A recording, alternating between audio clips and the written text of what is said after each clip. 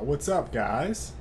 Episode Howdy. 24, Frag Logic. What do you guys think of that song? That Magna Carta, Jay-Z. Yeah. Colin, I know you like. Have you heard it yet? No, I haven't heard it yet. That's pretty good. Oh, you need to listen to it. I just read a review for the album and it was less than rosy. Hey, listen. You can't listen to critics. I can't listen to critics. I can't listen to the haters. You cannot listen to the haters. So, for everyone out there, this is Frag Logic, episode 24, here with my buddy, co-host, Skyless Colin. What's up? Howdy. We are going to be talking about a number of topics today, including EVO, which is going to be our current topic, 2013 EVO to be exact, and kind of talking about some things in the future for EVO. We have, I need to look at the list. We also have controller design, innovation for next gen. That's more peripherals, but for the purpose of this, we're going to talk mostly about controllers. That includes Xbox One, PlayStation, and Wii U. You might be able to hear my daughter because she's awake, kicking, doing all types of stuff out there. IGN taking a stance on negative comments, which spurred the talk on gaming trolls, which is included in the title.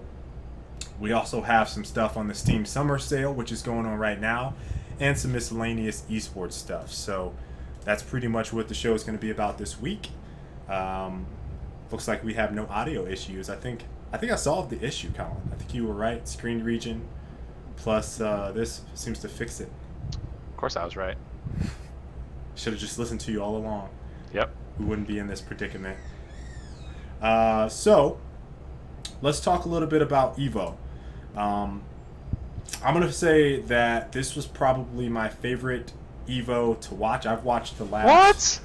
I've watched Sorry. the last Go on. 3 years, and across the board, I was pretty happy with everything overall. Now, I'm not saying that these were the absolute best matches, but I think from a broadcast standpoint, this was probably my favorite to watch from start to finish.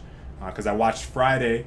I was upset that I had to miss Saturday, but I missed Saturday, and then I watched all of Sunday from start to finish. So I was probably most impressed with this EVO from any of the previous ones just because of the sheer, I think, diversity that they kind of showed, what they kind of had in terms of extra stuff going on there.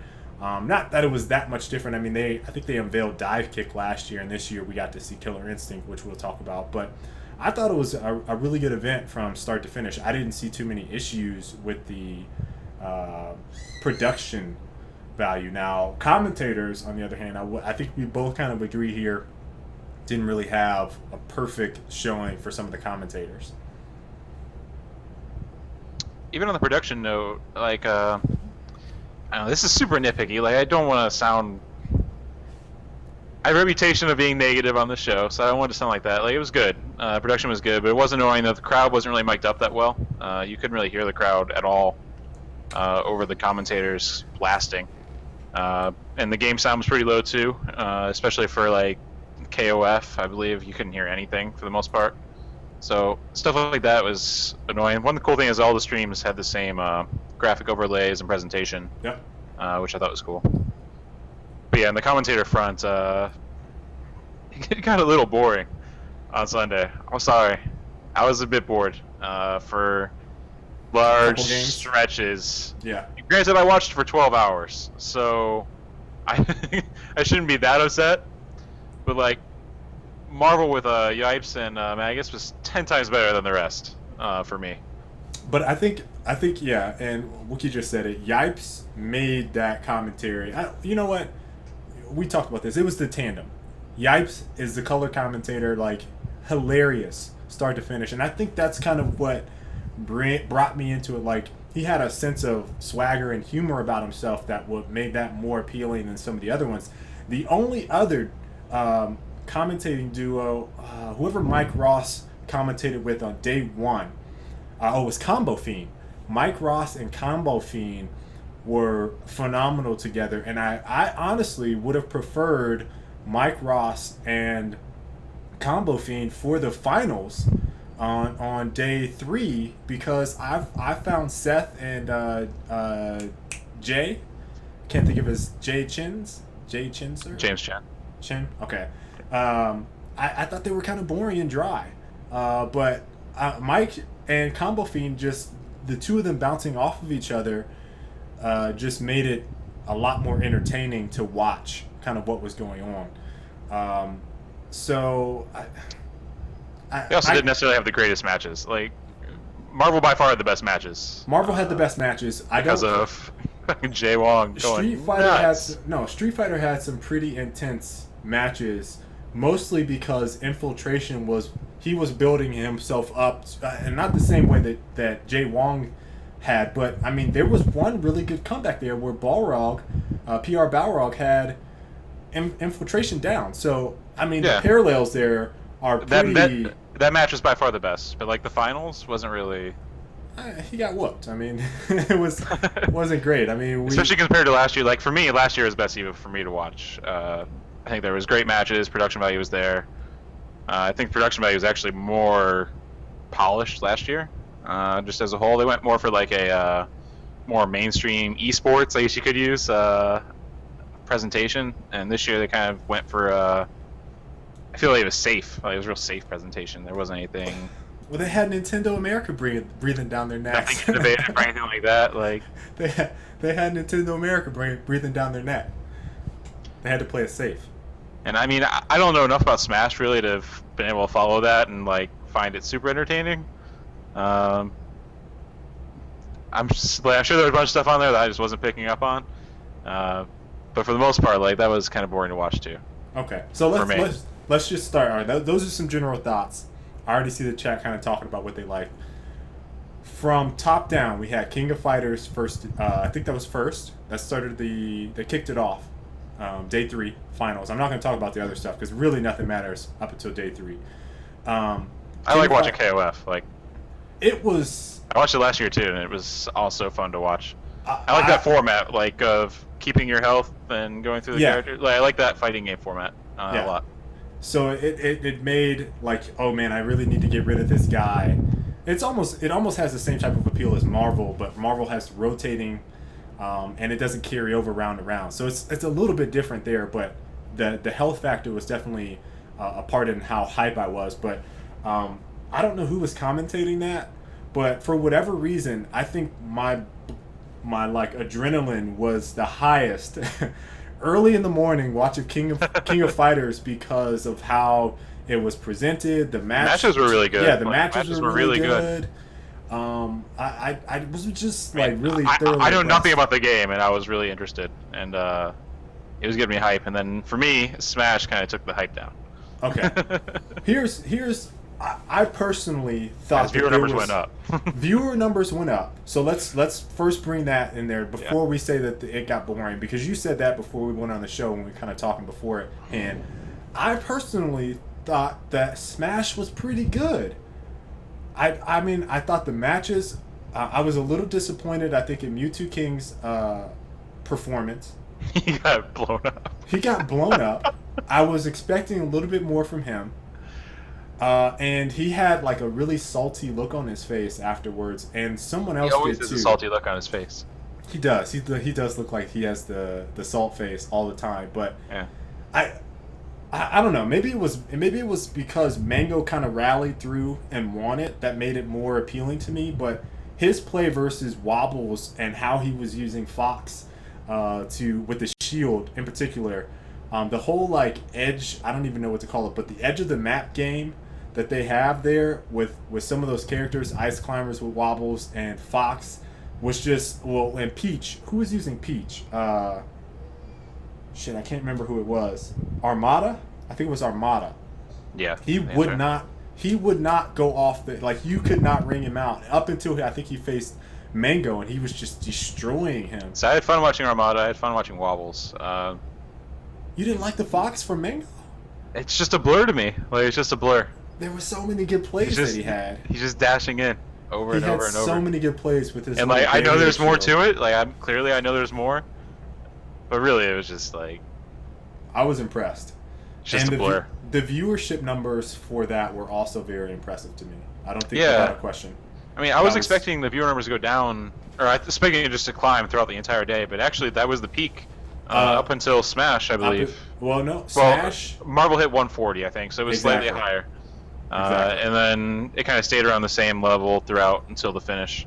But Smash, like on its own for an early days time slot, was basically the same as those. Impressive. The big thing though is like I was tweeting, they're not going to get those numbers for any event other than EVO. You know what I mean? Like it's just an EVO thing. I don't know. I mean that's a very good point by King of Fighters gets 100 and whatever thousand as well. Regardless, because the stream took a huge dip from 130,000, which we're going to get into, to what we saw with Injustice. There was a huge drop off. Yeah, it was like 40,000 people. Yeah. It was like 94,000, about that. So Smash numbers for, again, Dirt, great point. 12-year-old game. You would think that the numbers would go down, but they went up significantly. And then for a brand new game, unveiling from NetherRealm, all this stuff, the viewership drops off 40,000 viewers between Smash and Injustice. I think that's pretty. I think that's pretty telling. They have a big crowd. They also got a big bump, I think, from all the press this week. From Nintendo and from the whole Nintendo decision. I think that probably boosted numbers quite a bit. Considering that Apex, their major tournament each year, only had I think 14,000 or 15,000 when I asked on Twitter. So they went from 15,000 up to 140,000 for EVO, with that EVO bump, as I called it. Yeah. I mean, it's like it's good and all, but at the same time, I'm not sure that community. Like, obviously, they've survived for ages, but I don't think it's gonna be like next big esport type thing. No, it wouldn't surprise me if they go back to EVO next year. Well, here's the funny thing about that. They cursed themselves. They had the one more year chant, which unfortunately was a Gears of War 2 chant at MLG 2009, 2008? 2009. Where at the very end of the tournament, the championship, all the Gears of War 2 players did a Congo line, Gears of War 2 chants going, one more year, one more year. And we saw kind of the same thing, and I saw some of the MLG guys, Gandhi, I saw you tweet about it, and I was just chuckling to myself like, they're doomed. Because once you go there, it's like, please. There's a big difference, though. Gears was on the way out anyways. Smash has been around for a while, and this was actually its coming out party, I guess you could say. Yeah. Coming out of hibernation in this case. But I do think it was kind of their coming out party, and it wouldn't surprise me if it's there next year. Although it is like, it's a stark contrast to the other fighting games. Like it is, but I like. And the commentators kept making a point of saying, "This is definitely a fighting game."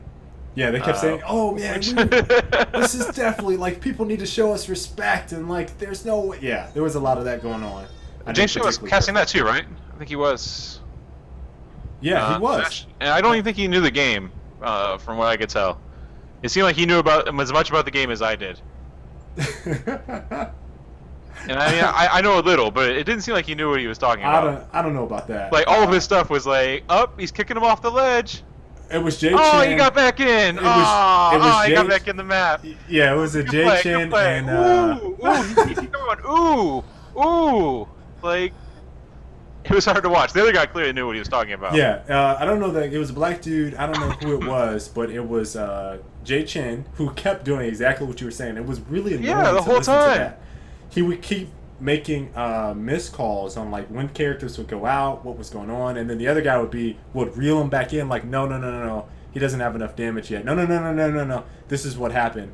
So yeah, Jay Chen trying to fill in there was definitely not very good. Yeah, I do wonder if that's what you were talking about before with Nintendo kind of breathing down their necks, because Jay Chen is the safest possible gadget you could put up there. Exactly. Like he's never gonna accidentally drop a swear word or anything like that. Like it's pretty safe.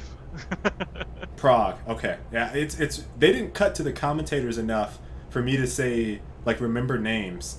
I just remember Yipes because he's Yipes and hilarious.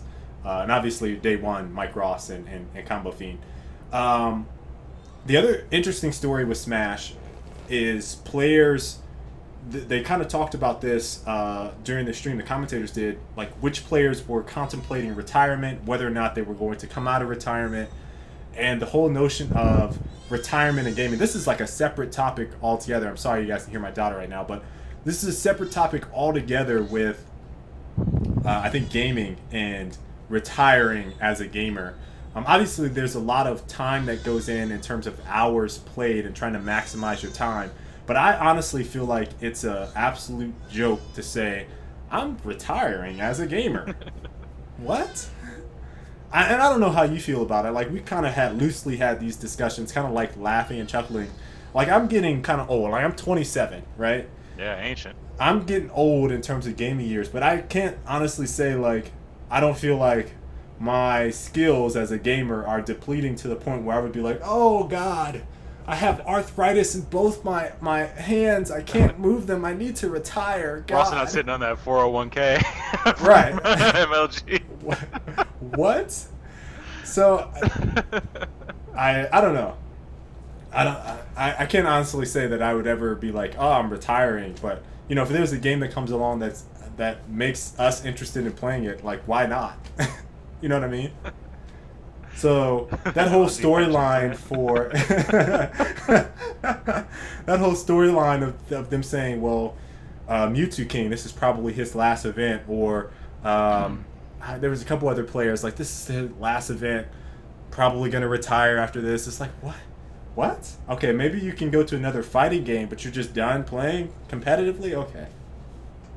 Yeah, how can you say that, Kayla? How can you say you're getting old when Alex Valle is still kicking? That's what I'm saying. I feel like I'm getting Okay. old, and there's people out there that are still doing it. But you're never going to stop playing, yeah. Valle just won a tournament 2 months ago, Yeah. or a month ago. Like, what? Come on now. We're playing video games, guys. This is not football. Like, my knees are not... my knees aren't... and my wrists aren't buckling under the pressure of playing too much games. That's a complete joke to me, to hear I'm going to retire as a competitive gamer. Ugh. Makes me sick to hear it. Anyway. I'm just done playing competitively would be the correct way to say that. Exactly. So going into the next game, was it Injustice? Injustice. Right? I was completely, and this is coming from someone that is playing actively, trying to get better at the game. There are so many things that I find wrong after playing that game and a game like Street Fighter, and seeing those two played and understanding the mechanics of the game. The interactables annoy the shit out of me. Player balance, character balance annoys the shit out of me with Injustice. I love the game, but from a competitive standpoint, I don't see how they aren't yelling at the top of their lungs like, what the fuck is this? Because there's just no way I could sit through and watch someone beat me. Sure, you can call it spacing, you can call it timing, but sitting there throwing interactives at me that do 20% damage versus just trying to fight me straight up is dumb. That's dumb. Not to mention, out of top 8, there were like 3 or 4 Supermans. And I made this point to you earlier. When you look at Marvel, you look at Street Fighter, and because these games are established, and I want to make this a point. Because these games are established, they have a better sense of character balance, and obviously Capcom is very involved, but the characters and the people involved, the players, are like, this is my character. It doesn't matter what is going on, who's the top tier, I'm going to use this character. Some people have that mentality in Street Fighter and Marvel. That's just the way they are. With this game, because perhaps it's so new, I saw none of that. 3 fucking Supermans. Like, everyone is using the absolute cheesiest, cheap-ass character they can possibly use to maximize their output and make sure they win. I was so not interested in watching Superman versus Superman. And when KDZ got to the finals he was getting booed by the crowd. Did you see that? He was getting booed by the crowd. It was fun watching Chris G on Green Arrow. That was pretty cool. It was. He was the only one. Yeah. He was the only one. And who is he? I mean, he's plays Street Fighter, he plays Marvel. He has a sense like, it doesn't matter what I'm going to do. Yeah. I'm going to pick these characters because that's the type of player I am, right? He's probably played a third as much as any of those guys. If and that. it's like, oh god, and I love that game, but it's like I could not, from a competitive standpoint, sit there and stomach watching that cheap ass shit. Like, if NetherRealm doesn't look at that and be like, we need to rebalance some characters ASAP, I don't even see that being on the circuit next year. I would rather watch Mortal Kombat. From a spectator standpoint, like, if someone doesn't play the game, the wager system seems really cheap. Like, the whole idea of the wager system just seems really dumb. Just throw in a combo breaker. It just favors the people who do the zoning, it seems like, because they build meter. Like, Superman almost always had full meter, so, like, he's able to have full meter when you do your wager and when he does his. It seems cheap and boring. I was just utterly disappointed, and I think the viewership numbers kind of proved the point there with, like, people, like, I don't even know, I think as soon as the game came on, and if you've watched any Injustice tournaments up to EVO, I think you would all agree, and I've watched countless numbers of Injustice tournaments, and it's the same stuff over and over again from the time the game came out to EVO, of people using the most cheap, OP, broken characters that they can possibly I understand choose. they did a balance patch like 3 weeks ago too. It doesn't like address, 3 weeks for EVO. Yeah, it doesn't. I know what I'm saying. It's like them. they tried, and it just made other people OP. Yeah.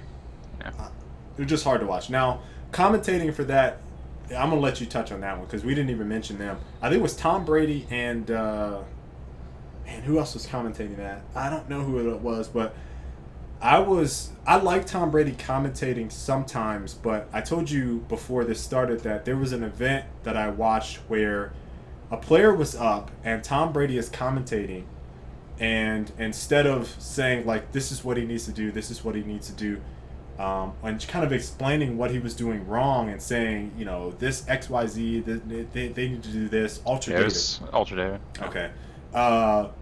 He was literally at this, not EVO, but at this other event, he was literally, like, yelling into the mic about how bad the other player was for not doing what he needed to do. And he did that from the start of the match to when he saw him make a mistake to the end of the match, and then a little bit after the match into the next match. He's like, oh my god, I can't get over that. Was it not Tom Brady? I thought it was Tom Brady. It was Tom Brady. I'm pretty sure it was Tom Brady. I'm pretty sure he was. I know that dude's voice now. So it was just like, I couldn't believe that he was doing that. And he was talking about some of the things that he's done. He's a really good player with the game. And I was just like, dude, what are you doing up on stream? So I was really surprised by that. But I felt like he did an okay job at this event. Yeah, I mean, it was like they seemed equally frustrated by the Superman. The Superman. He kept, like, they seemed also frustrated that it was playing so poorly. Tom Brady kept saying, lame Superman. He has a lame Superman. Or he does lame things with Superman. He was hinting at it, but, like, he didn't go in depth of why. But he would say, yeah, he plays him pretty lame. And it was like, duh, because Superman's a fucking cheap character. I found that entire finals kind of boring. Yeah. I think I actually took that opportunity to take my break between my 12-hour stream. I think that's when I stepped out and grabbed something for dinner real quick. I had to watch the whole thing. I played 3 characters religiously in Injustice, and none of them are picked. And it's like, that sucks. At least in Street Fighter, I got to see one of my characters picked by Sakanoko. There was a lot of variety in Street Fighter. So, I mean, it was just like, ugh. So upset about that. All right, next game. I think they went from Injustice to Killer Instinct. Killer Instinct was first, but yeah. Actually, no, it was between. Because it sucked. They had to show off Killer Instinct while everyone was waiting for Marvel. For Marvel, yeah. Which you should just know not to do, right? Yeah. Like, you should just know that's a bad idea. And it's going to help lead to booing. So, all of the boos were definitely for Microsoft and not for the game. I thought the boos were for Mad. I was trying to figure out why they were booing. So you felt like it was because of Microsoft? Yeah, it was at the mention of being an Xbox One exclusive. Was when they started booing, and it was Okay. really brief. It was only for a few seconds. So here's where I got kind of confused about this whole boo thing that happened. Did you think they were booing Markman? Yeah, I thought they were booing that And, the controller was exclusive to the Killer Instinct. Like, No, they they're were talking coming about out with that. the game. Okay, so that makes sense. I was trying to understand that, and then I don't know who that guy was. I'm sorry, I can't remember the name. I just know Markman. It's Filthy Rich. Okay, Filthy Rich is up there, and he's like, tough crowd. Did you hear him say that? Yeah. But anyway, they showed off Glacius, and one. Did they show off another character? There's Can't 3. remember. Okay, so they had. I only caught the end of it, so I didn't. Yeah, which he looked a little different from what I remember in Killer Instinct. Again, I was like 10 years old when 10, 11. So it's like I can remember vague things about that. Not a whole lot. But Chief Thunder. Yeah, okay. Thank you. That is what I think I was most interested in. You were talking about the game, the obnoxiousness of the game. Just listening to it. It's just combo breaker. Combo breaker. I mean, it's like, yeah, it's the nostalgia thing they're going for, obviously. Exactly. But it was still just a bit much. And I don't know whether or not I couldn't imagine like sitting through an entire tournament stream for that. I'm getting the game. I'm getting the game. Oh man, I would go insane. I might get the fight stick, but I'm definitely getting the game, and I don't.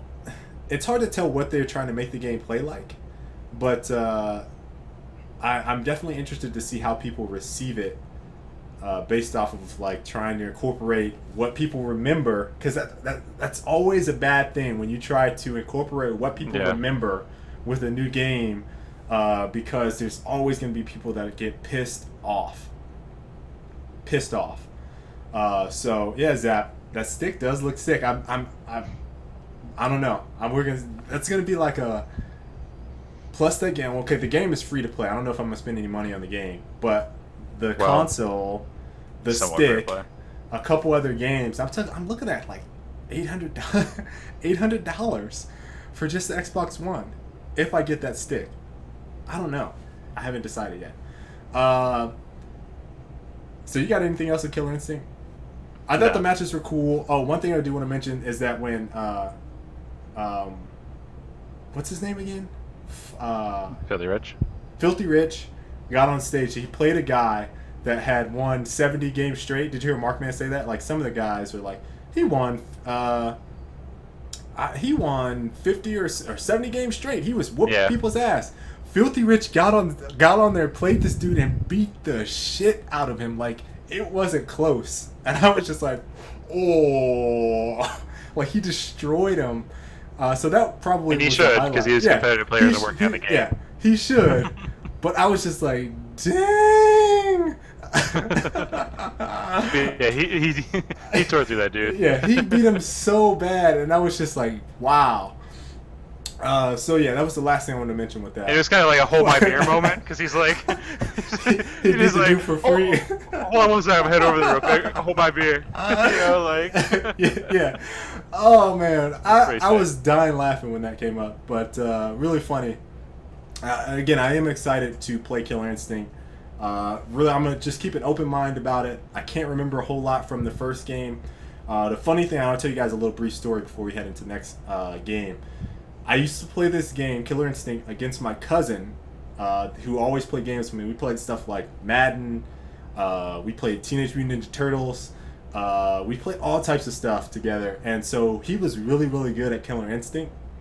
So I'm interested to see what he thinks about it when the game comes out. So he's like 2.5 years older than me. So he's at a stage where he would remember the gameplay more than I would. Next game we got is Marvel. I'm going to go ahead and let you take this one, Colin, because since you were the most hype about Marvel. Marvel was sick. It was really sick. The only downer, I guess, was the amount of zeros. It seemed like every game was like Wolverine versus Zero. I mean, it was almost every game, I think, all the way through the bracket. The good thing is that it wasn't really zeros versus zero. It was Wolverine versus Zero almost every time. Yeah. Justin Wong went in with his Wong factor. dinky ass team. Storm, Wolverine, and Akuma. Yeah, like it's just cool with him running in with his low tier team and stomping shit. And then you had Shuma, fucking Shuma. That's awesome. And the crowd was going nuts for it too. There was lots of Shuma chants. I don't know if you heard. Yeah. Wasn't for the player. They were cheering for the character. Yeah. So that was pretty sick. Fucking Justin just went off. It's pretty cool. I think he looked awful in his first 5 games from the day. I didn't see his first 5. He got 3-0'd, immediately sent to losers bracket. He wasn't even close in those matches. Then he loses his first 2 against it was Infiltration, right? I don't remember. I don't think Who's he playing? No, I don't think that's right. I don't think he played Infiltration.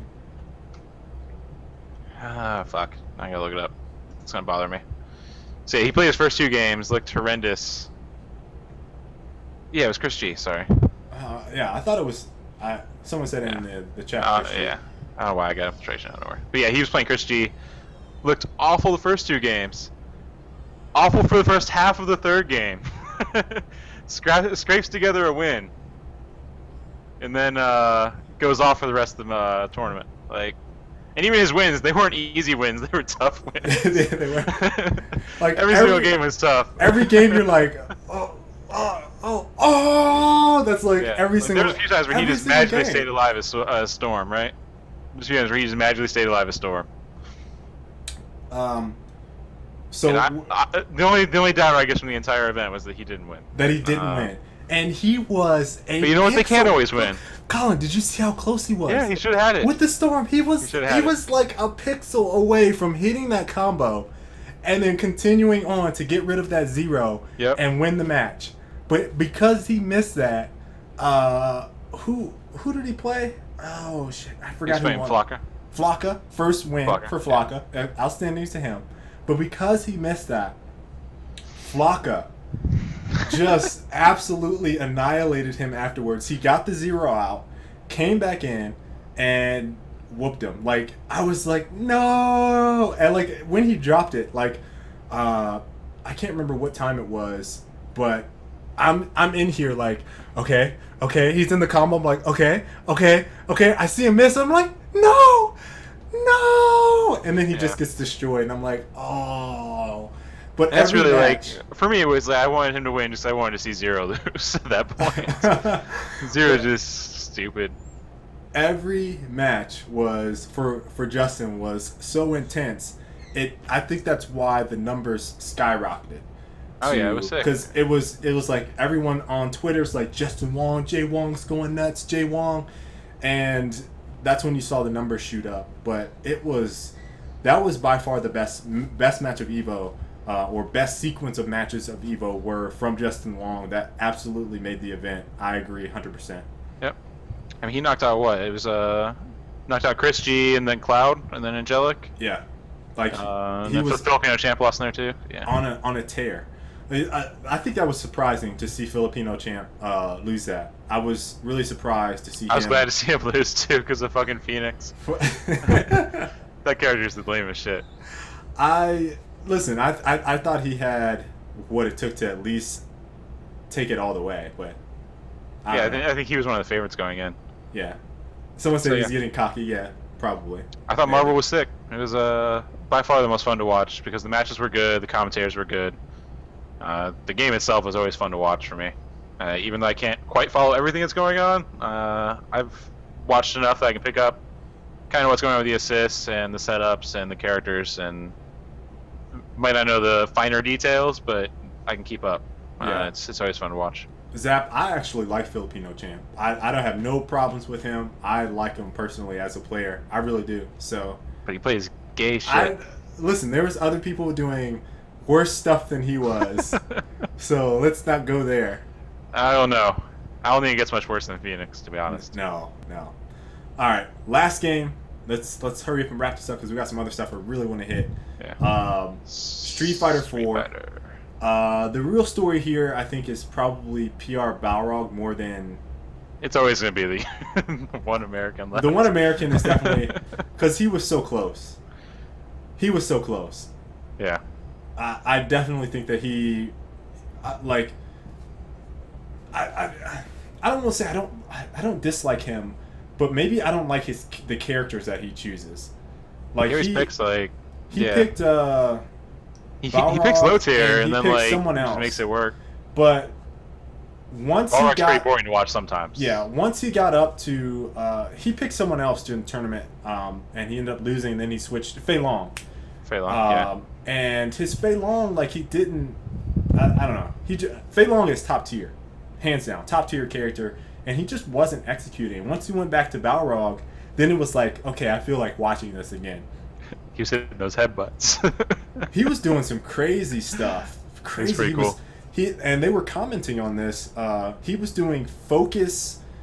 He was burning through his focus and leading in with some of it up close, like when he was applying pressure, and the commentators were going nuts. Like Seth was like, "Oh my god, I can't believe he's doing this," and Chin was, "Oh my god, I can't believe he's doing this." So I really wanted him to go to finals. I didn't expect him to win, but I really wanted him to lose to beat Infiltration to take it. Like I wanted Infiltration to lose, even though he was building up that story, like coming back from losers, getting knocked out by Balrog first, and everyone being like, "Oh my god," and then having that matchup happen again. That match led to a lot of discussion on Twitter about the morals behind counterpicking, which I thought was hilarious. There's people saying like, "Oh, it's so cheap. You shouldn't be able to counterpick." Well, he lost that. I felt like Balrog lost that himself. Like yeah, he had the game won twice. Yeah. He had the game won twice and couldn't finish. He could not close him out. So I mean, the counterpick, yeah, sure, it was a big deal. Seeing Infiltration do a hard counterpick, which I've heard that he's notorious for. I haven't seen enough tournaments of him. He also could have gone to Fei Long in Game 5 if he wanted to. Like that was an option for him. He could have gone to Fei Long. Yeah, he could have. But really, like you said, he should have won. He should have won. It was no question. Like he should have been like, okay, I got this. I had him once. Let me just close it. And I don't feel like he had the killer instinct type drive to be like, let me put him away and go on into the finals. Like that's what I felt like he was kind of missing. And he was doing risky stuff. That's what is so crazy. And it was just like he couldn't close. Yeah. So you get that sick match with all the hype, and then you go into an Akuma mirror. Yeah. Which that was like the biggest hype killer ever. There was two different. It was so boring. Two different styles though, and they hinted. So fucking boring though. It was two different styles, like two different so styles boring. of playing.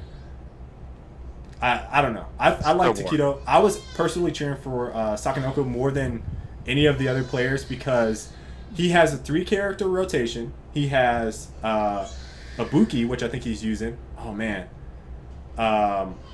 Kylan's going nuts right now. EVO Ryu, which is my character right now for you guys that I've been playing Street Fighter here locally. That is my character. And I wanted to see him pick Cammy. He didn't pick Cammy. His Cammy's supposed to be monstrous. He didn't pick Cammy. And so there was a couple funny things I think that Seth said about him. Was like, he's this Japanese god, right? Oh man, they milked that so fucking hard. Yeah, that's annoying. Let's just not even go there because it was annoying. He said it too much. It was like 40 times. Yeah, he said it too much. It's like that was all they had. But there was just something about the way that he was going about things. He was like, the way they were building up his stories that not a lot of people have played him because he's like a mountain man, I think is what Seth called him, a mountain man that's in the woods that no one, he's like all mysterious. That was really funny. So I was really impressed by I think some of the variety he kind of pulled out. The crowd like going nuts when he picks a different character just because he has that variety that you kind of see, which I think the only other time we saw that was that Hagan Balrog when Infiltration did that. Yeah. So I don't know. Finals match was boring to me. I didn't particularly care for it. It was okay. Yeah, I mean, he was clearly going to win. It was a stop. Yeah. Like, and I think it was kind of weird because Infiltration has been on such a tear lately. Zhen's been on a tear too, though. Like, that wasn't a surprise that he won the tournament. I think it was a surprise that he won with again. Yeah, I mean, he's made it work. What I can tell. So, I was disappointed that Gamer B got knocked out because I think Adon's fun to watch. Yeah, he is. And, He's really fun to watch. Makoto as well.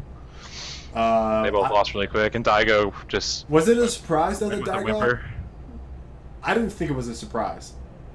No, I don't think so. But I was upset at the chat. the dude's made it top 8. What, like 6 times now? Yeah, I was in a row? upset with the chat talking about Daigo's washed up. Like Daigo almost made Street Fighter like what it is. Like saying that it's like You can't say it though, because like he hasn't won, but he's been the only person that's made it in the top 8 consistently. Well, he's the only one. No one else. Infiltration a little bit, but really it's been all it's just been Daigo. Oh man. And he just won what, like 3 years ago, right? Zap, Makoto. Oh god. That Makoto and seeing some of the way that Makoto plays, like that was my first time really seeing high level Makoto. I definitely liked it a lot. Just seeing that there. So I don't know. That's the event in a nutshell. I didn't see any Tekken tag. Someone's mentioned that. I saw none of that. We didn't really care. As soon as Street Fighter went off, I went to sleep. I watched a little bit of Tekken Tag. It was alright. I couldn't. So I have no comments on that. Tekken Tag finals were Friday, I think. The last point to what you said, and I didn't see Dive Kick either, so I might go back and watch that. But the last point to the Japanese gods, no Japanese players on this event. In any game. In any game. No, sorry, except for Persona. Okay, Persona. I'm not sure she even count. Okay, so no Japanese players won. Seth was building up the Japanese gods. Last year, Japanese player didn't win. The last Japanese player to win was Fudo, 2011. And yet, we have Seth building up. And I'm not taking anything away from any of them. All of them top 8. 4 Japanese players top 8. But you have... yeah, we talked about King of Fighters. We had Singapore, Korean, or Taiwan? Who? What's Infiltration? Infiltration is Korea. Korea, okay.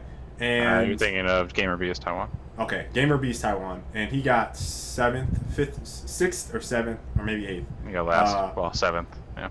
And then you had U.S. It's top 3. Is that right? Balrog got 3rd, right? You got 4th. You got 4th? Okay. Okay, so... There's 4 different countries, top 4.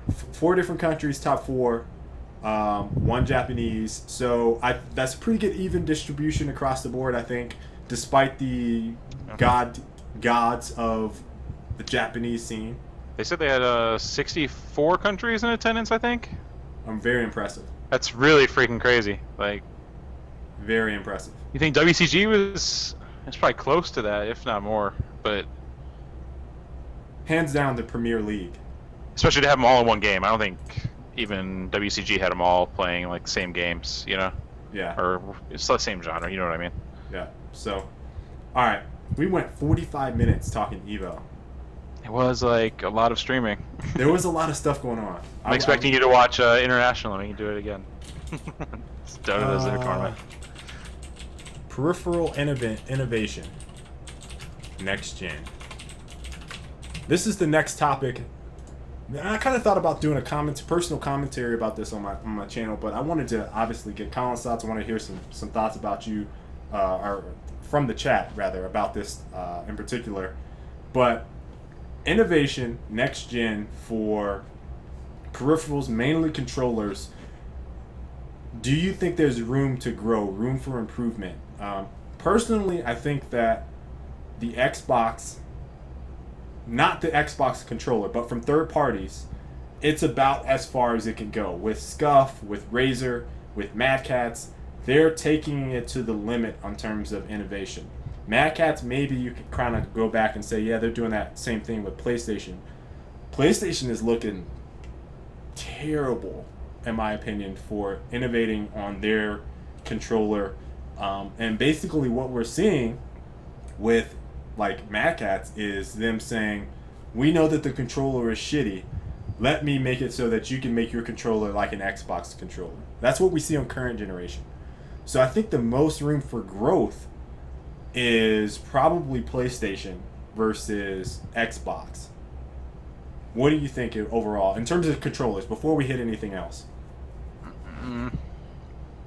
I mean, are you like saying where there's room for improvement? Yeah. Because I mean, you could argue that the controller model itself isn't really that great. Obviously, I did a bunch of research on this at one point and kind of tore apart controllers and see how it all works, that kind of stuff. And they're using like these really cheap potentiometers for the sticks, where like you move it, then it's just doing voltage to tell you like where on the stick you are. If you plug into like a PC and you troubleshoot like your dead zone or whatever, you can see it, so you can like just move it to different points and see what it's representing. Essentially, it's just like XY coordinates or whatever. But I mean, it's cheap parts. Like in the end, they're making these controllers for really freaking cheap in China. Yeah. I assume it's like probably $10 or less. And in terms upselling of them, costs. what is that, like 300%? 50 or 500, 600%. So even before, like, you have companies like Scuff and them doing stuff. And then you have, I assume they're all just going to be using the same plastic dome button pressing. Razer and a few others have done the mechanical buttons, but it's still not, I don't think it's up to the quality level of gaming PC equipment, I guess is what I'm trying to say. Okay. Like, to me, we're still on ball mice on the controller end. Like, to me, the difference between where we are now is ball mice to laser or optic mice. Like, I think we need to make that jump at some point to greatly improve the sticks in particular. So the buttons, like, really, you're just trying to get mechanical keyboard into a controller for the buttons, like, or a mouse, for example. right. Like, they're really similar as far as the buttons go, so I don't think there's a big issue there. So on your end, you definitely feel like there's a huge leap that can be made for third party and I think anyone first can make party. it. Just a matter of who does it eventually. Right. So where I was going to go with this is current gen that we're on right now. I think that we saw some very telling changes about where peripheral innovation and quality can go. You had Astro Gaming come out 2007, 2008, who had been demoing their products to, building their products alongside pro players on Major League Gaming. And then they come out with this phenomenal headset that literally, I mean, minus, let's say, chat audio issues, literally blows everything out of the water. They price it at a point that I think is fairly fair, within reason, and they start doing so well that it forces everyone else to say, kind of reevaluate, okay, well, what can we do with gaming? And I felt like, Mad Cat is kind of rebranding their image from making shitty ass products to their fighting game scene, saying, yes, this is what we're going to do. All products after this are going to be phenomenal. You have Turtle Beach. I still feel like they're the one headphone manufacturer, peripheral manufacturer, that's still like, we can get away with making cheap ass shit because everybody's eating it up and buying it. But I feel like consumers, gamers in general, are starting to not buy that bullshit and starting to be like, okay, well, I can purchase this and I know it's going to break, or I know something's going to be wrong with it, or I can go high end, which it could break. I will say, again, Astro has some defects, Turtle Beach, Triton, all of them have some defects, but I think they're looking for a better, high quality, high fidelity experience, and I'm trying to wonder who of those three or four are going to step up, and if we'll see some new people into the market. Scuff is what, 2 years? I'm sure there will be. I think Scuff has like 2 years into this generation that has been legitimate. And they're still not making their own thing, though, right? They're Like, they're still just not- making the. exactly. I'm pretty sure they just make the back plates. Is what Exactly. they're currently manufacturing, and then they just screw them on and link up the buttons on the PC board. So I think that with, I think current generation, in talking about controllers again, with Scuff, they still feel like, and I still feel like, that we are underutilizing our fingers on the controller, so to speak. Like, there's more room for us to be using a controller and trying to maximize the potential for each game, specifically for shooters more than anything else, since they're so action intensive. So I think there's a lot of room there. Audio, man, I don't know. I think the biggest thing that we can see improved is probably chat quality. Would you agree? There's plenty. There's so much room there.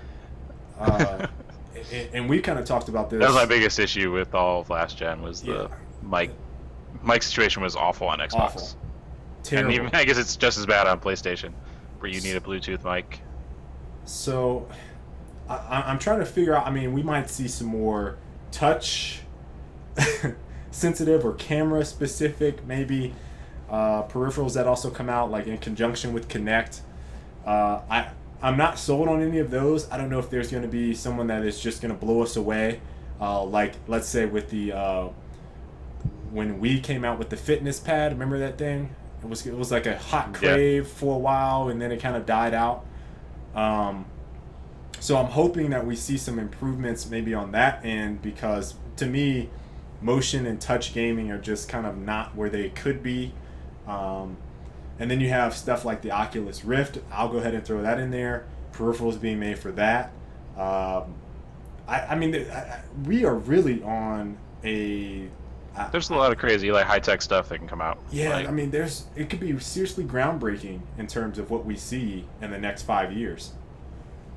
So, I think one of the coolest things is, like, with the Xbox, everyone's going to have a high-definition camera. Yeah. Like, that's pretty big in terms of video chat and that kind of stuff. Just thinking about Skype usage, even. But really, that's nothing innovative. People have had that on PC for years, so... But yeah, I think the controller can go a long way. I don't know if it'll be this generation, because it's built in with limitations, you know what I mean? Like, something that really needs to be in mind with the next-gen consoles and get some engineering. Like, they have to acknowledge there's an issue there, and I'm not sure that that's ever going to happen anytime soon. I don't think you get that from the average consumer. I think you only see that, and even like fanboys of each console, whether that be Wii, which again, that's where the touch stuff can come in. So it's Nintendo, or I'm sorry, Sony or Xbox. They're all like, "Oh, this is great. What's wrong with you guys? You guys are cheating.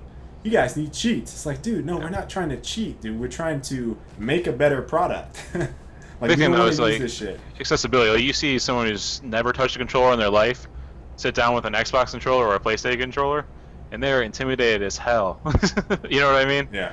So like, if you add more buttons onto the back and stuff, like as the default, it's going to drive people insane.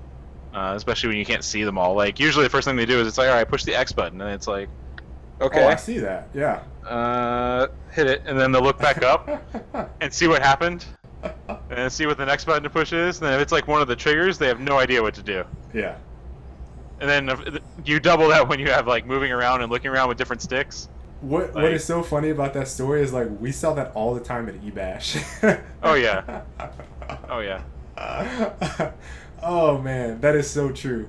Especially when you get people on the Wii, like people who even play like Xbox games or PlayStation games all the time. Then you get them on the Wii, and it's like they've never played it before, and they're just like. And then you have this fucking nunchuck thing just off of nowhere. Yeah. Yeah, it's intimidating. So, I mean, I don't think they can get complex necessarily, or get more complex necessarily. So it's probably just going to have to be third-party peripherals, which will have to carry through. Unless they release like a pro edition of the controller or whatever, which they add the extra buttons, but it's a separate peripheral. Right. We'll see. We'll see. So I'm really... this is one of the things where I can't wait till people on YouTube and already right now is kind of in the chat why reinvent the wheel, but why what people kind of respond to with this is, especially if they're not in the competitive gaming scene, because I feel like round table discussion there, you'd hear a lot of gripes from those guys that are playing at the absolute highest level, and the value and quality and problems that you have with current gen controllers and trying to maximize your performance with them. That's a big deal.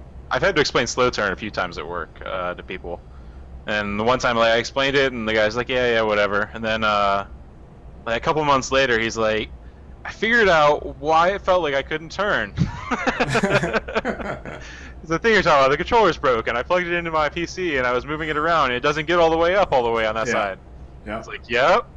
about 80% of the controllers that they ship are like that. But for some reason, everyone's okay with it. And I've tried to explain it even to competitive gamers, and it's like, no, it's still a good controller, you know. And then I can show you pictures of the inside of it. People are like, no, it's still fine. It's fine. I do well with it.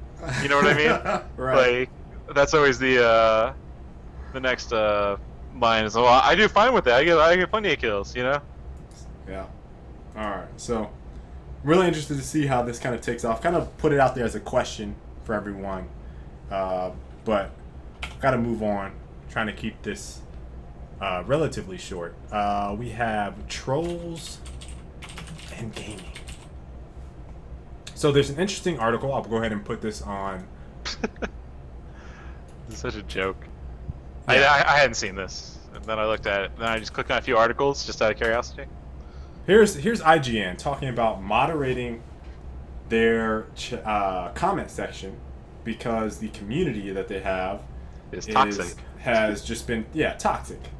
And first off, before I even try to elaborate on this, IGN and other gaming sites, Kotaku, whoever, are notorious for having flame bait titles and article headlines as their premier featured articles, right, on their site. So there is no question, there's no like reason why they should be like, oh my god, there's so many people saying obnoxious, rude things, it's getting out of control. Why is our community full of assholes, right? obnoxious fanboy assholes? Like, why is that? When you put the title of your article as Xbox One better than PS4, people that are Microsoft or Xbox fans are going to jump on that, and there's going to be a non-stop attack between one and the other all the way through your comments. So saying that you're all of a sudden going to moderate your comments is obnoxious, rude. Like, you might as well, if you're going to do that, change the way you're fucking structuring your articles. That's IGN, you go to Kotaku. right now, and the top headline article is, why are IGN gamers passing on Xbox One? And then right under that, why are fans buying a PS4 at launch? Then you wonder why you have fanboys on your site. And it's like, you're making these titles so people click them. So don't be like, well, why are you guys getting all upset in the comment section? Because your article is biased as hell. I don't understand like why that is even a thing. So that's what even spurred this discussion, right? That's what even started it. So my question, I think, to you, Colin, is, and I'll elaborate after you do, is there anything that we can currently do, gaming-wise, on the internet-wise, that will ever get rid of trolls?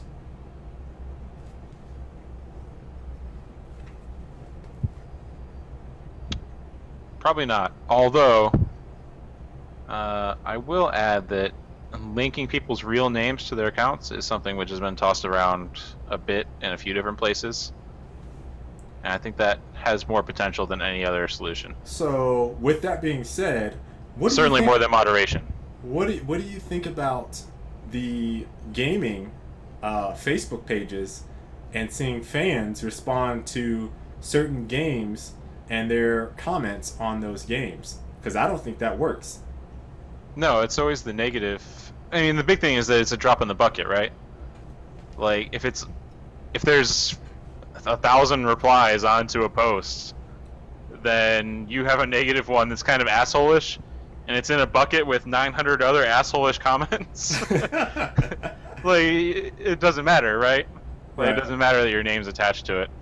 I don't think Facebook really, like, posts your comments on your main page either, so your family can see. So you get away with it, you think? Yeah, I think so. Like, maybe if it was like, I commented on something, and then everyone on my Facebook is informed, like, hey, Colin left this comment on Gears of War Facebook page about this. Here's what he had to say. And it was just like me spouting off like racist comments and complete ignorant shit, you know, like, then I imagine people would be like, oh, this dude's a douchebag, and it would affect my real life, you know, outlooks. So maybe that's a solution. Maybe just everyone needs to be informed when one of their friends posts a stupid comment on the internet. You be getting a lot of spam. See, that's choose your, and that works. It works all the way through. You have to choose your friends wisely, right? right. If you don't want to see the stupid shit, you have to choose your friends wisely. I don't know. I thought initially, and I have an article that I wrote maybe 2 years ago about anonymity on the internet and how Facebook comments could alleviate that. But that is with the same thing that you have in mind being the caveat to that. If you have your Facebook profile attached to your comments, and every time you make a comment, it posts to your profile so everyone can see how big of an asshole you are online. Like, you're really an undercover racist asshole, bigot. Then that might have an effect on how you go about yourself on the internet. I haven't really seen Facebook comments taking off tremendously. Like, it's used here and there sparingly. I've seen things where people still want to remain anonymous so they can say all the bullshit that they want to say. One thing that I thought was pretty interesting that I saw someone suggest about at least blocking people online anyway is that the way they had their registration, I think it's Craigslist, the way they have their registration set up to comment on certain things is that you have to have it tied to your phone. And if you get blocked, there is no way to get back because you'd have to buy a new number in order to get yourself back involved. So maybe the risk of getting banned should be greater and just be worth more to and value to the person that's making a comment, so that they won't be like, okay, this is an asshole comment, I'm just going to say it anyway.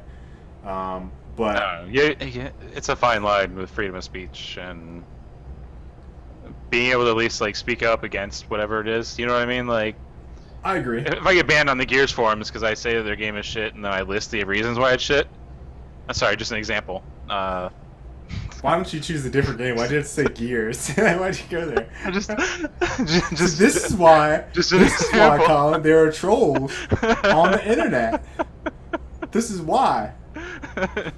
Just an example. If I were to post on the Gears forums and say why the game is shit, then I should be able to at least say that and not get banned and lose my phone number. I mean, I guess theoretically it'd just be the Gears forums, and I would be able to post in the Gears forums, but just saying. I don't know. I personally, I think internet-wise, there's really no good solution. Although I do like the idea of Facebook just displaying to everyone how much of an asshole you are online to Seriously. your real-life friends. That And sounds your- like the best solution. Because And your then- employer. And your employer, yeah. I like that. I'm all for freedom of speech. I mean, obviously we do this show. We got YouTube. But I would like people to know, like people to be exposed, like the people that are undercover racists and sexist. I mean, you think about it, like, if you're posting something on the internet, it's a public forum, right? right. So it's really no different than saying something in public and your friends overhearing you. It's not like it's your private thoughts and Exactly. whatever. Like, it's not like I'm talking about taking people's chats and shit and posting it. It's just like, if you post something in public on the internet, then I should be able to immediately see all the stupid shit you posted and decide if I want to be associated with you in any way whatsoever. And Beast, that's true. You can't make a fake Facebook account, but it seems pretty tedious to be signing in and out of accounts every day just to make comments. And I think it's Japan. I think Korea maybe as well. I know that one of those two, for most online registration stuff, they have it's tied to your social security number essentially. So in order to register, you have to get your social security number, and that's what's attached to your profile. Interesting. So like that stuff's always tracked, and if you stay again, that's where it gets kind of scary with censorship and NSA spying on you. Well, And see, listen, I'm not. Maybe other than this show where we talk shit about stuff that we don't agree with, and maybe on YouTube. Okay, you got me in those two. Those two. Where am I talking shit about people? Like, it's not even people. We are talking about games for the most part. So it's like we're not talking. Yeah. Maybe it's just about maybe companies, government. We don't even talk bad about our government on the show. You already know how crazy people get with like politics and stuff, though. Yeah, it's if like- I post on like a politics forum and was like, this is my opinion, then like I guarantee you half my friends on Facebook would be like, well, fuck you then. Yeah. I like Obama. What? I like Obamacare. What? Yeah, like, I've seen the most ridiculous, stupid arguments spread up over politics or religion or any kind of touchy topic.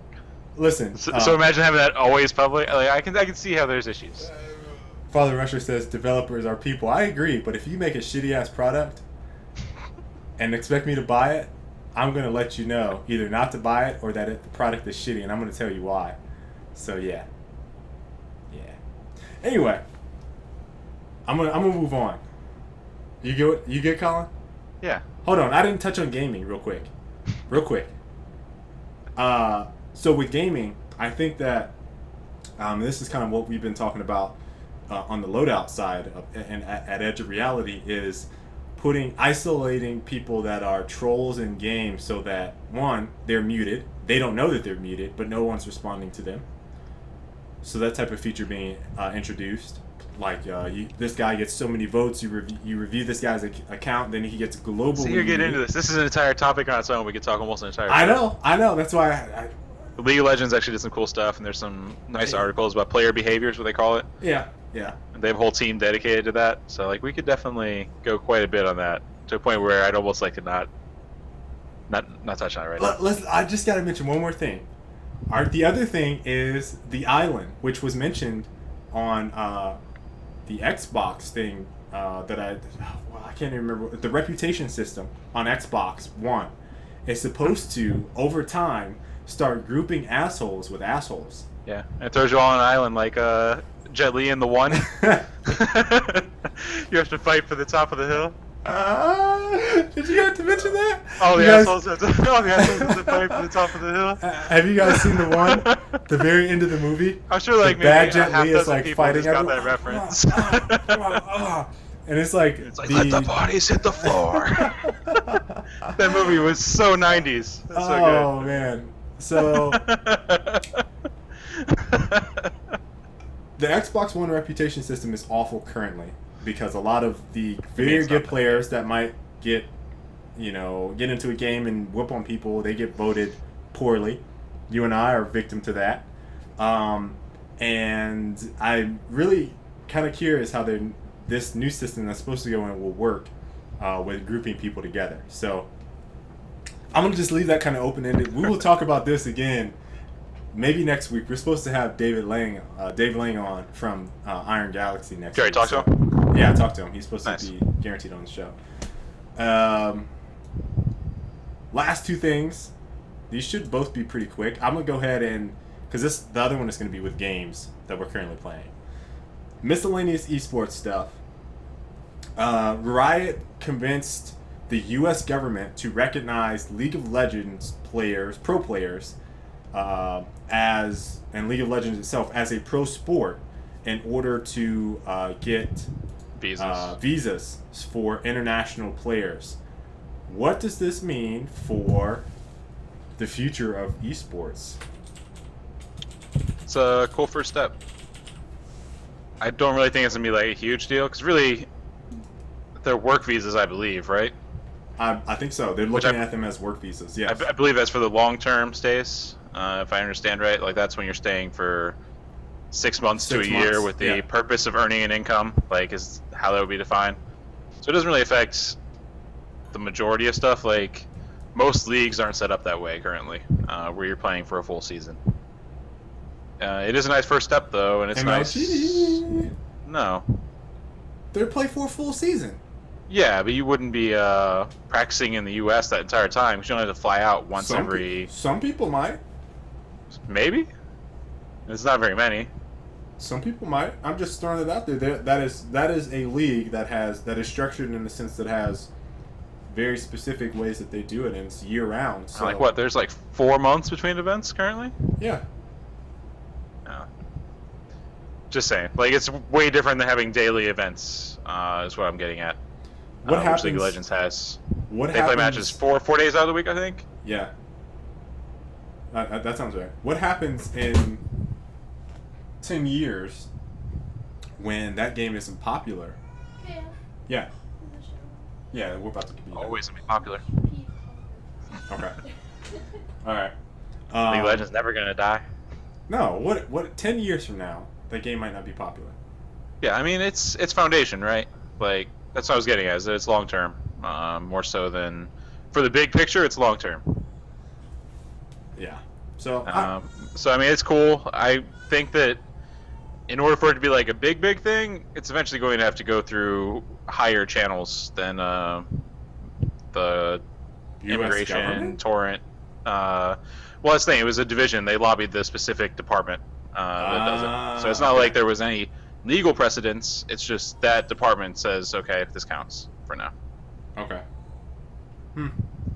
So I mean, I think there's probably gonna be a bigger issue at some point. I don't know. Almost immediately. It's cool though. I afterwards- mean, it's nice these conversations are happening though. Yeah, definitely. And I think that as more developers make games that get big like this, we may see more of a push for long-term esports centric topics of discussion, and this type of precedent maybe extending itself. The other thing that happened with this almost immediately after is we saw esports, I don't know what game, at Olympics, which we talked about this briefly. It seemed like it was false. You got some crazy stuff going on your camera. Like what? Something's overlapping. Like what? Audacity? Is Oh, it? it's your scroll bars on the bottom when you're scrolling over the things. You're good. Oh, okay. But there are. I don't know if there's any validity to it. I didn't even read the article, but there are supposed to be some. It was just an esports- interview. It was just an interview with some group that I've never heard of. Okay. It's supposed to be pro player advocates or something like that. So it was just, to me, it's a fluff. It was a blog on Forbes. So, I mean, it was basically just asking, can gaming be at the Olympics, which we've already heard 100 times. Yeah. No new news. And then there was an article on a fake gaming site like The Onion that said the league was being added to the Olympics in 2020 and everyone was passing it around being idiots. The end. 2020. Yeah. People are really dumb. Okay.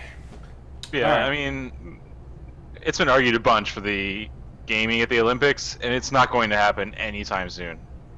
Because the internet, the Olympic Committee is lots of old men, Yeah. and they decide what games go on. Unless I get on the Olympic Committee, we're not seeing that ever. Not old enough, and you're not white. Sorry. That's the truth. That's the truth of it. And you're not wealthy and rich and powerful. I could see that. All right. All of these might be able to happen in 20 years. Who knows? Last thing we got. Hey, Obama. Obama will be on the committee. Is Bringing change, bringing Steam esports. Summer Sale. Yeah, we can go and combine this into our usual. What are you playing? What are you playing? So Steam Summer Sale is going on. Lots of great deals. Who's going to start? You want to start? You want me to start? Sure, I can go. All right. I bought one game. I picked up Natural Selection 2 at $6.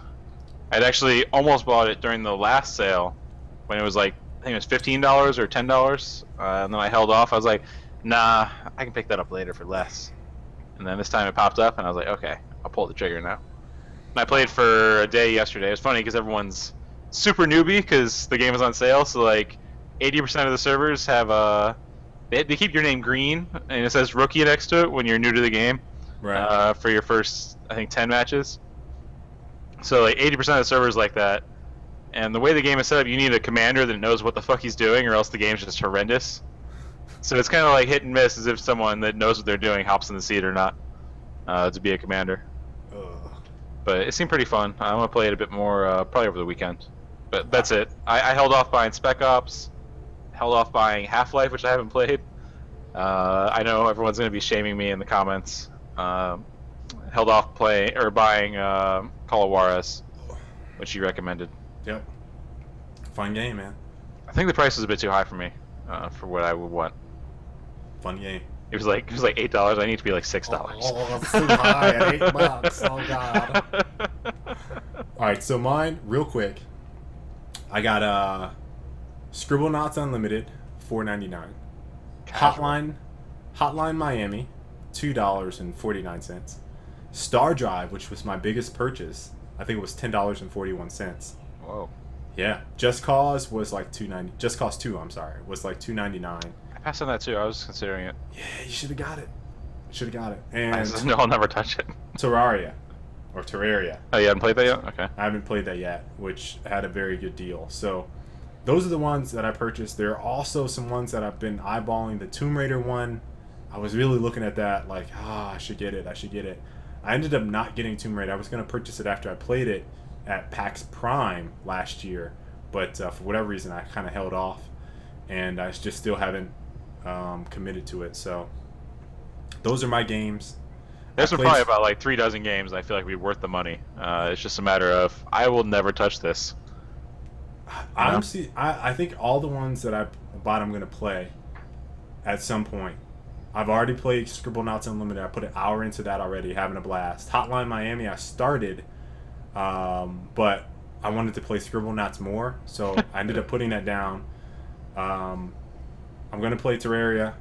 I don't know how you say it. It's Terraria. Terraria. We're going to play that because everyone has recommended it. It's pretty good. Just Cause 2 I'm going to play because I've heard some things about it in terms of what you can do. Pretty good, yeah. Yeah. And Star Drive is the one that probably I might get to, but much later. Just for anyone that played Armada on Dreamcast, it looks like there's some Armada in there, and I'm kind of interested in playing it. So those are my games. Sorry we didn't get to the community chat, but EVO just took over that. Yeah. I was trying to look at the chat and see some comments, but if you guys have anything that you guys want us to cover next week, when we'll have Dave Lang on there, we'll try to squeeze that in. Dave Lang, for you guys that don't know, is the CEO of Iron Galaxy Studios in Chicago. He is that studio rather is developing Dive Kick, which Colin and I talked about last week when Colin beat my ass 3-1. Can't forget it. I need to work it into the overlay for the show somehow. I should maybe you can cycle with the sponsored by Razer. It'll just be like, you can cycle it in there. I'll let that down. Dive Kick record count. Yeah. So hope you guys enjoyed this show. We are wrapping it up. We will be back next week, same time, same place. Make sure you follow the channel so you don't miss it. Get those email broadcasts. Watch us on Twitch or whatever if you guys are following us at Skyzen, at Arctic. We always update when we're broadcasting on Twitter. So hope you guys enjoyed it, and we'll catch you later. Adios. Thanks for watching, guys.